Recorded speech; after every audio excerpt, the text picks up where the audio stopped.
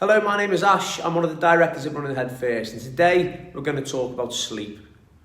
So picture this: your head hits the pillow, your eyes close, you're all snug and warm and wrapped up, and it's time to get off to a good night's sleep.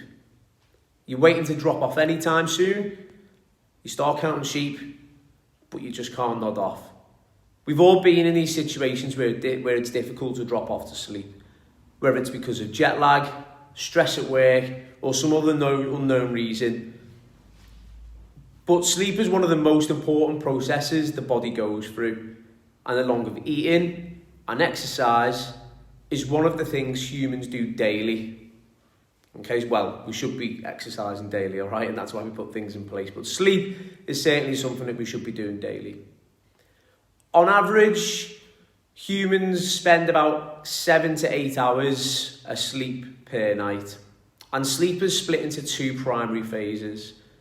The first one is rapid eye movement, or REM, as you may have heard it referred to, and non-rapid eye movement, or NREM, which has 3 stages. So sleep generally proceeds through 3 stages of NREM, and then is followed by a stage of REM, or your rapid eye movement sleep.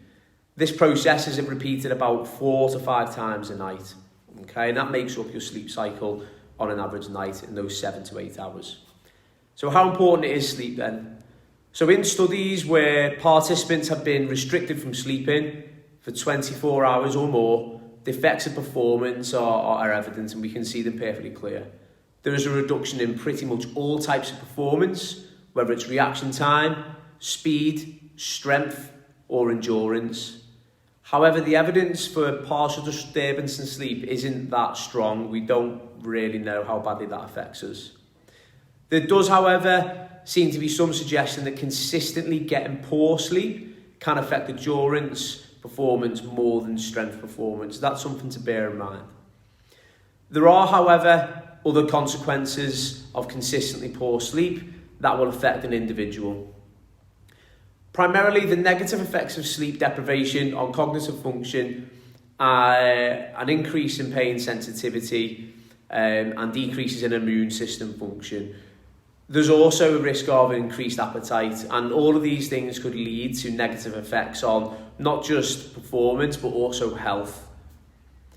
So there is an element of what you eat affects your sleep. So in some cases, the evidence is unclear, but it seems on the whole that from a diet point of view, that a high carbohydrate diet will allow you to get to sleep quicker. So we've all fell asleep after that Sunday roast. A high protein diet will keep you asleep for longer, and a high fat diet will decrease sleep duration. So those who adhere to a high fat diet need to bear that in mind. In essence, it seems there is little evidence for one type of diet being better than another to promote sleep. We've all affected it in different ways. One key factor, though, appears to be consuming sufficient energy. So a calorie deficit diet has a tendency to lead towards lower quality sleep. And acute interventions seem to be more successful. And these focus around the biochemical pathways that promote sleep. So one of the neurotransmitters that leads to sleep is what we call serotonin. And serotonin is the precursor of the hormone melatonin, and that can be thought of the master switch for sleep. And serotonin is produced from the amino acid. Okay, so there's a few amino acids, and this one is tryptophan. Tryptophan is one of the least abundant. Tryptophan is one of the least abundant amino acids consumed by the body.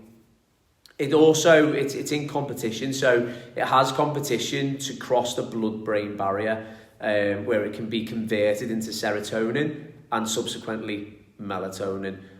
Okay, so I know this sounds very complicated, but we're trying to give you an overview of how complex this situation is. So it's in competition also with tyrosine and the branched chain amino acids in particular. The other amino acids are more abundant in the diet and therefore often win the battle, unfortunately, to cross the blood-brain barrier, so having that impact on our brain. This battle is unbeknownst to you, and one simple solution seems to be increasing the dietary content of tryptophan to promote sleep. So how do we do that?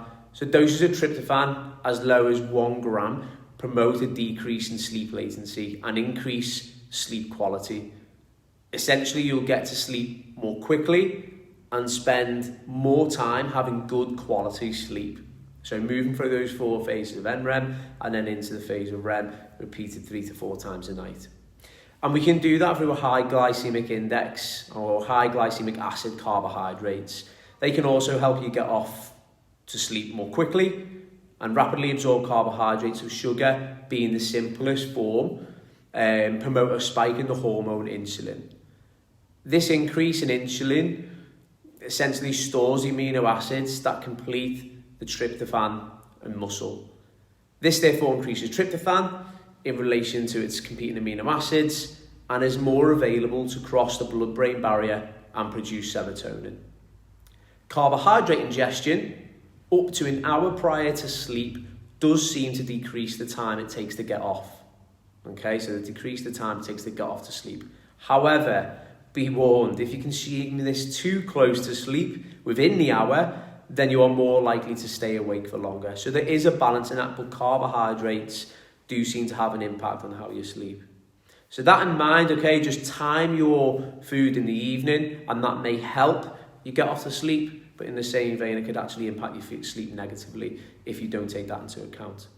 I hope that makes sense. I am more than welcome to take any questions, and I will speak to you all shortly. Thank you.